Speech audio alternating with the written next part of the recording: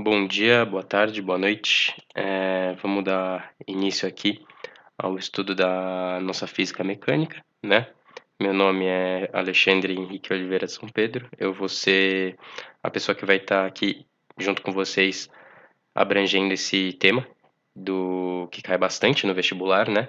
Que é física mecânica, todo aquele estudo de bloquinhos, de carro e velocidade relativa e que cai bastante. Tudo isso no vestibular cai a milhão, né?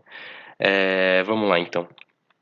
Para começar, eu quero discutir com vocês o que é a física mecânica. O que é isso, física mecânica, né? A mecânica. Mecânica significa movimento, né? A gente está analisando o movimento dos corpos. Então, o que a gente pode ver primeiro? A gente tem que ver o que influencia o movimento desses corpos, né? E depois, como que a gente pode analisar as características dos movimentos deles, para poder prever os movimentos, sendo por fórmulas, para poder saber o que gerou eles, ou como que eles são em equilíbrio, o que faz eles ficarem parados, em repouso ou em movimento, não é? Então vamos ver aqui, ó. A física mecânica é o estudo do movimento, onde os eventos são analisados a partir de conceitos da cinemática, dinâmica e estática. O que é cinemática, o que é dinâmica e o que é estática? Aqui são três coisas que abrangem a mecânica. A mecânica é formada por esses três fatores. Aqui, a cinemática, ela é o estudo dos movimentos dos corpos sem levar em consideração as causas, as forças que geraram esse movimento, né? Então, o que isso quer dizer? Isso quer dizer que a gente vai estar analisando aí, ó, velocidade, a gente vai estar analisando o espaço, o S aqui vem do inglês de space, né? A gente vai estar analisando o espaço que ele está na trajetória, a gente vai estar analisando a aceleração que ele tem, a gente vai estar analisando se ele está no movimento constante ou não, em repouso ou não, né? Esse, isso não leva em consideração, por exemplo, as forças que geraram ele. Por exemplo, qual foi a força que gerou essa vanzinha aqui para andar? Foi o motor dela, né? O motor dela, a combustão dentro do motor, fez os pistões girarem e aí gerou um movimento aqui nas rodas. E aí ele foi e avançou, né?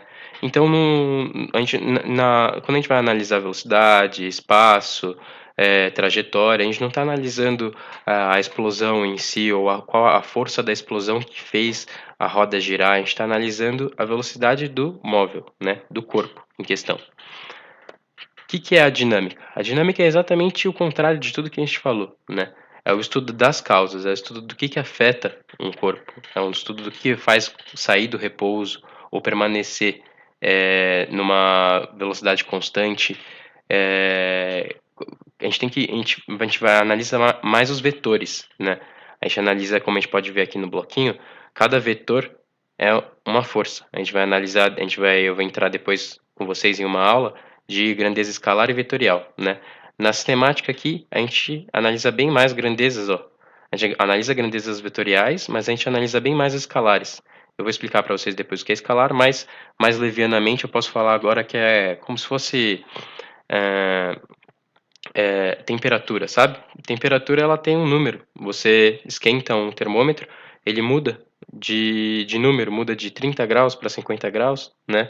O vetor não. O vetor ele tem um sentido, uma direção específica para onde ele está indo, né? Aqui, ó, vamos lá então. Aqui a gente pode ver na esquerda o astronauta que mostra o movimento da água nos. Deixa eu tirar esse negocinho aqui de cima. Não sai, será? O astronauta mostra o movimento da água no espaço, né? Então, por que está no espaço? Porque ele está sob certas condições diferentes, né? Sob a ação de certas forças diferentes, não as mesmas daqui da Terra, né? Digo, sobre as mesmas intensidades. A água ela se comporta de uma maneira diferente, porque tem diferentes forças agindo sobre elas. Opa, desculpa aí, rapaziada, pelo alarme aí. Então, vamos lá para a estática. Estou passando rapidinho para a gente poder começar essa parte de cinemática, porque a gente vai ver tudo isso bem detalhado depois em outras aulas. Aí, ó, o que que é estática? Então, diferente agora da dinâmica e cinemática. Estática, se você for ver pela etimologia da palavra, ela vem da palavra, acho que é estáticos, stacos, alguma coisa assim, do grego, que significa imóvel, significa parado, né? Então a gente estuda na física os corpos que estão em equilíbrio de forças no ambiente. Se ele está em equilíbrio de força, então a velocidade dele vai ser zero, porque as forças, quando elas estão presentes no movimento, elas geram uma aceleração, né? Isso é o quê? Segundo a lei de Newton, que a gente vai ter uma aulinha também para falar dela. As forças geram uma aceleração, então elas tiram o corpo do lugar dependendo do atrito onde está. Então, se você ficar numa velocidade zero, uma velocidade igual a zero, o corpo está em repouso. Se você ficar numa velocidade maior que zero e todas as forças aqui estão em equilíbrio, então o corpo está em movimento uniforme. Aqui, ó. A área que estuda os corpos em condições de equilíbrio. Movimento uniforme é o repouso. Em um sistema mecânico e quais forças estão presentes e influenciam essa condição, né? Eu não consegui achar uma foto melhor, mas eu achei a primeira que eu achei, eu falei, vou colocar aqui. Estático, ó, o cara parado, que é um trabalho estático. Aí tem o trabalho dinâmico, ó, o carteiro aqui com a bandeira do Brasilzão, glorioso. Aí agora, ó, vamos começar o estudo de verdade, né? Cinemática, depois dessa longa demora. A cinemática, dentro da cinemática, né? Então, dentro da física mecânica, que tem a dinâmica, tem a estática e tem a cinemática, a gente vai analisar agora a cinemática, né? Dentro da cinemática tem o movimento a gente pode ver o movimento uniforme. E a cinemática é tudo aquilo que abrange, né, o estudo do movimento, mas só que sem as forças que o causaram, né? A gente vai analisar a velocidade, a gente vai analisar o espaço e tudo isso. Então vamos lá. Movimento uniforme. O que quer dizer uniforme aqui? Quer dizer, é um movimento que ele está variando no espaço de uma maneira uniforme, de uma maneira constante. Então, o que significa? Tá vendo aqui, ó? Vamos falar que esse é o espaço zero, né? Esse é o espaço zero, onde está um carro. E o carro ele tem uma velocidade, depois a gente vê num outro tempo, que ele tem uma velocidade de 10 aqui. 10, ok? 10 espaços. Então você vem aqui embaixo, você vê que passado algum tempo, ele se moveu 10, 10 e 10, né? 0 mais 10 dá 10, 10 mais 10 dá 20, 20 mais 10 dá 30. Então ele se moveu de maneira constante, né? A velocidade dele não alterou durante esse tempo. A gente pode ver isso aqui, ó. Opa, deixa eu voltar. A gente pode ver isso aqui, ó, numa análise gráfica. A velocidade no movimento uniforme, ela não varia, ela fica constante durante a trajetória inteira, ó. E aqui, ó, o espaço, né? Isso é o espaço, isso é a posição inicial, ó. A posição inicial seria essa, né? 0. Qual que é o espaço final? A posição final que ele chega? Aqui, ó, 30, né? Então, ele andou, se fosse 10 metros por segundo, ele andou 4 segundos aqui, né? Então, vamos lá. Movimento de um corpo em uma trajetória retilínea e a uma velocidade constante, o que significa que a velocidade não varia, né? Quando a velocidade varia, é movimento uniformemente variado, né? Esse daqui é um movimento uniforme só. Então, ele não varia, a velocidade continua sempre constante. A gente pode ver aqui, ó, graficamente, o espaço inicial, o S0, ó, e ele sobe com a medida que o tempo passa, ó, o tempo aqui embaixo aqui 0, o tempo vai passando, aí ele vai, ó, aumentando, quer dizer que ele está indo para frente, ó. Oh, caramba, ele está indo para frente, entendeu? Outra coisa que a gente tem que analisar para efeito de conta. Para efeito de conta, a trajetória inicial, quando você vai ver, se ela começar em 0, toda vez que ela for para a direita, ela é positiva, e toda vez que estiver para a esquerda, ela é negativa. Então, por exemplo, se num gráfico tiver como assim, ó, por exemplo, se um gráfico tiver assim, ó, descendo, o que isso quer dizer? A posição inicial aqui, ó, S0, ele está lá no zerinho que a gente estava no carro. Mas só que a posição final dele é abaixo de 0. Ó. Se você for seguir aqui embaixo, vai dar menos 5, menos 10, né, menos 20. O que isso quer dizer? Quer dizer só que ele está andando para trás, entendeu? Aqui, ó, quer dizer que é só que ele está andando para trás, entendeu? O positivo é quando ele está aqui andando para frente, e negativo é quando ele está lá para trás, no sentido negativo. Isso que é o sentido, a gente precisa sempre definir, eu sei que parece uma coisa trivial, mas a gente sempre precisa definir o sentido, a direção dos movimentos. Bom, pessoal, bora continuar aí com o estudo do movimento uniforme.